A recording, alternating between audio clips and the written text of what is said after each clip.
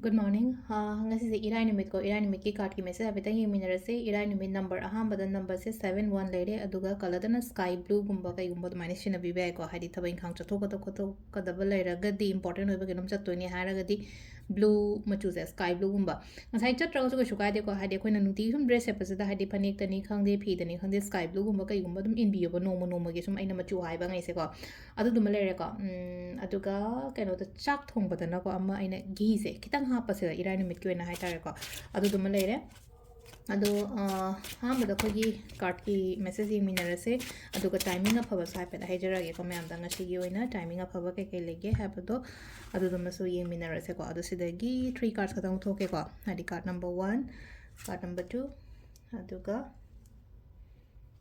card number 3 ko ahamba ani shuba ahum suba ko ahamba khan manga yenga se ko hadi first card ko na hadi kari message la ke habu donga shi yena ko first card ke sida la ise leina ko thaba inkhang to matam do ko hadi kana no madagi hadi tanara gumba to ba hadi guide kumba lo hai tar ko agi mathak thongba natraga oza guru na harasine ko oza guru oiro ima ipa oiro ichene now iche gumba dada gumba kai gumba leina ko natraga agi husband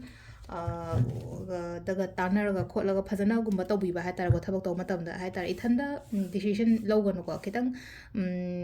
second opinion ni khangde natraga hadi mingondagi e shi doi jai ngonda phagadra ko aina khara thajaba mi gumba da hangaga adumaina gumba tawbiba ko hadi guidance follow tawraga adumaina gumba tawbiyo ko silaise mentor ama darkar ro hinga shi gi oina ko ai kenom khallaga de number 2 ko number 2 gi oina leise hileno ko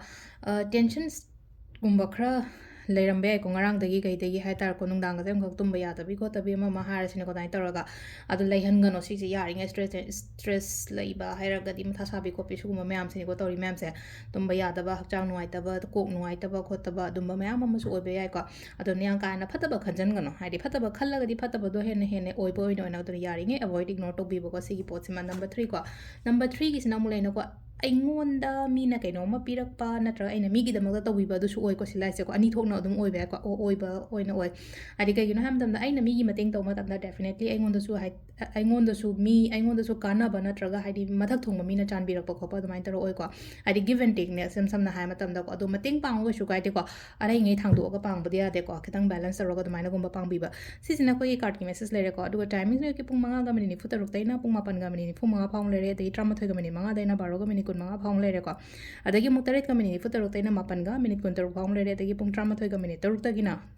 kano pung trama thoi ga minute taruk ko si sinung dang ai hingini ko